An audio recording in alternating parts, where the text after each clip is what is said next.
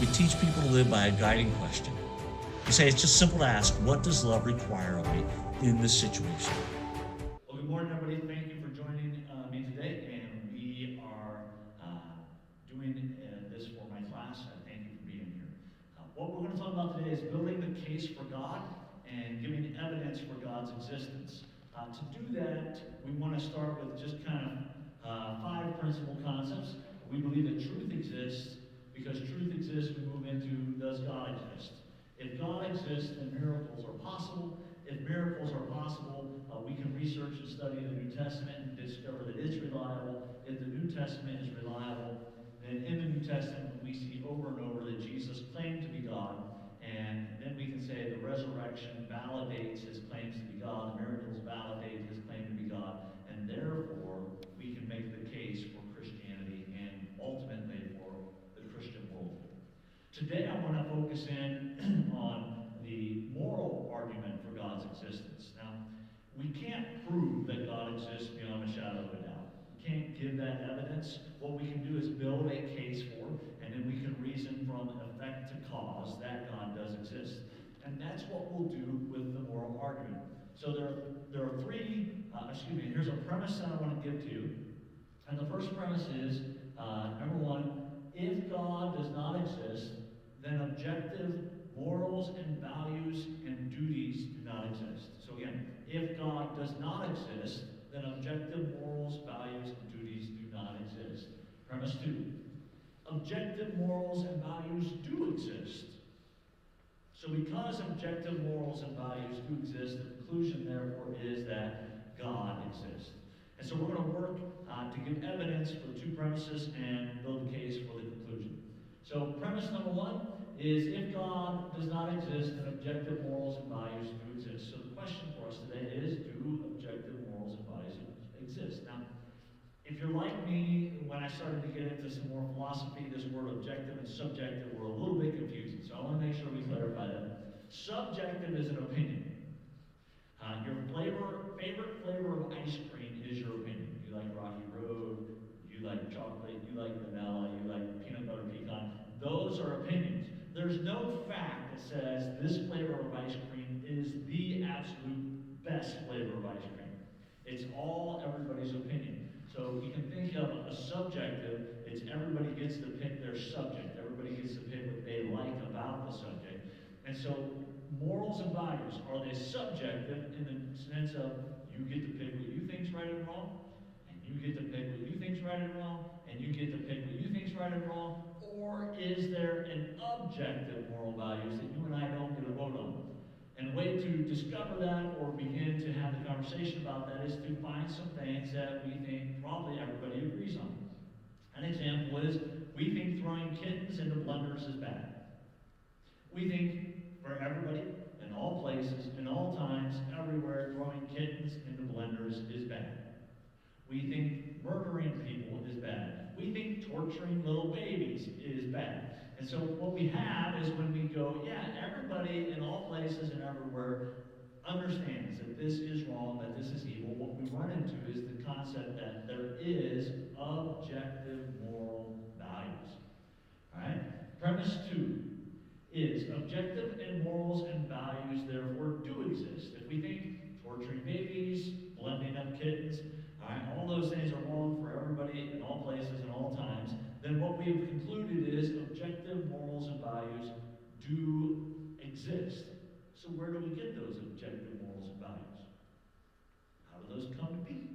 Well, we believe that it is from God's nature that we get the objective standards, morals, and values. All right? It is God's nature which everything is compared to, and that we examine and measure everything that we have as objective morals and values. Again, the case would be the case from the Nuremberg trials. All right? From 1945 to 1946, German leaders stood trial. All right? And what you couldn't do was you couldn't hold them accountable to the laws of America. Because why? They weren't Americans. And we couldn't hold them accountable to the laws of Great Britain. Why? Because they weren't from the United Kingdom. And so there was this interesting moment as they did the trials at Nuremberg where to hold the Nazi Germans accountable, all right, they had to conclude what committed. And they concluded this statement: for crimes against peace, war crimes, and crimes against humanity. And so the judges and jury and those who came together to hold the trial, concluded there are crimes and there is right and wrong that is objective, that transcends nationality, that transcends borders. And so we have proven, or given an example at least, of objective morals and values do exist. And what was our conclusion? If objective morals and values do exist, then that leads us to a God, that must be, who gave us the objective morals and values. Now you may say, well, what are God's objective morals and values?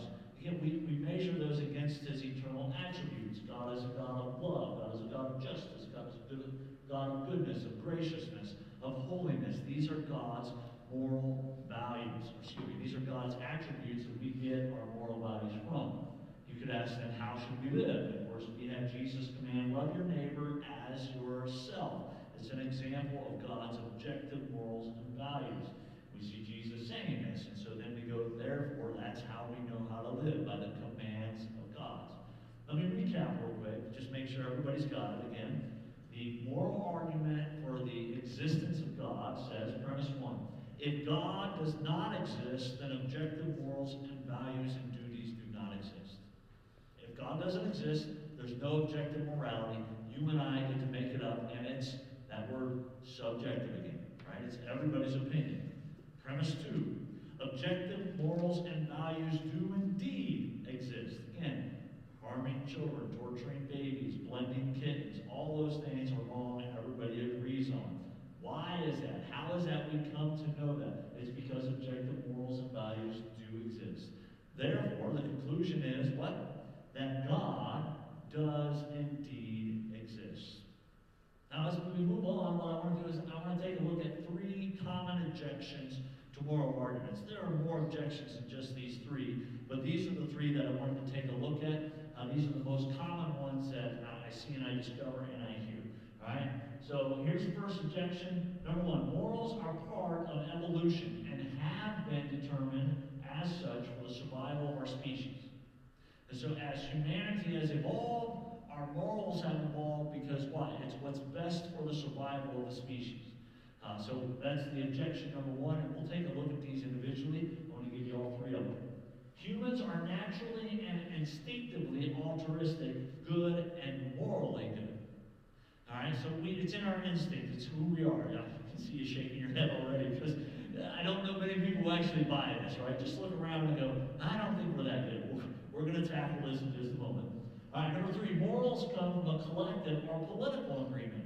In fact, this is the one that I hear most often from the young people that I work with and engage with. Well, our government gives us our morals, or our leaders give us our morals. So again, they're subjective in that our community or our nation, or again, whatever circle, you may even say even my own family at my house, right? That's where we get our morals. And if that's the case, then there's no need to insert a deity into the moral argument. Again, these are three common objections to the moral argument. Let's take a look at objection number one.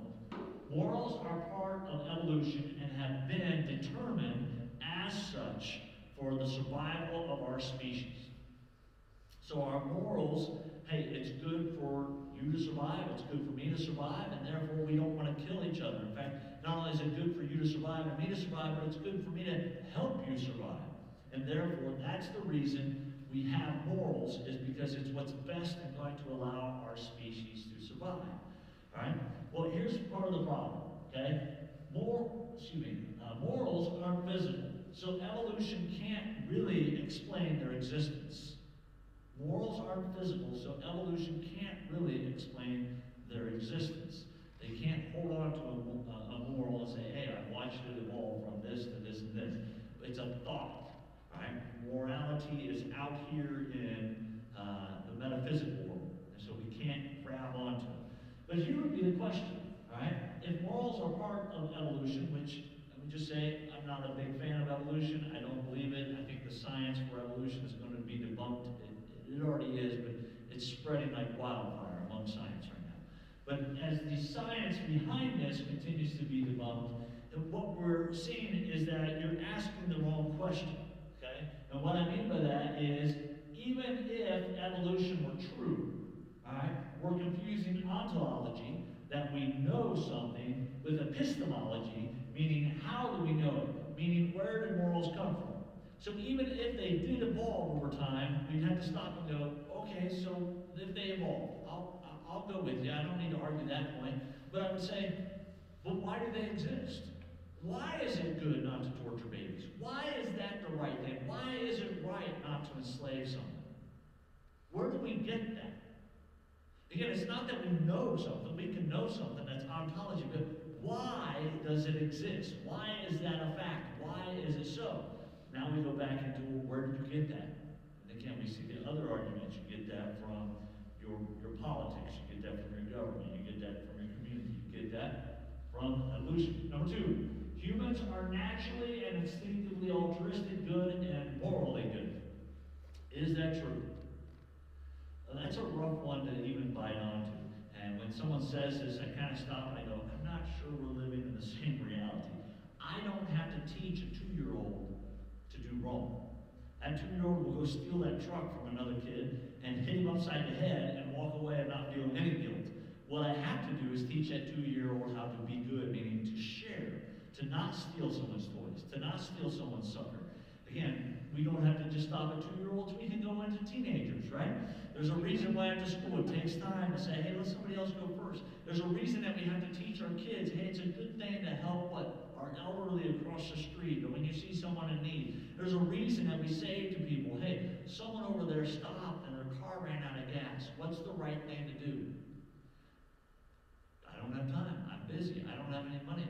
Those are all good reasons not to stop and help care. We have to teach our children, and sometimes adults, we do the right thing even if it what? Causes us suffering and harm. Now listen, if something causes you suffering and harm, then it usually goes against the concept of evolution. All right? Steven Pinker, professor of psychology at Harvard University, says this. He says, though no one has identified the genes for morality, there is circumstantial evidence that they exist. The moral sense may be rooted in the design of the normal human brain. And so his argument, again, is that it's natural, instinctive, right? We're good people. That's the way we are born. And he says, hey, we haven't found a gene that says be good or be moral, but I'm sure it exists. That's his statement. I'm sure it exists, right? But he misses the argument. Again, the argument is not, do morals exist? Again, we could say, hey, you're taking a leap of faith. We often are being accused of the God of gaps. This is the science of the gaps theory. We can't find something that exists, but we believe it's there. That's called science of the gaps. Here we would say, even if that's true, you're still missing the point.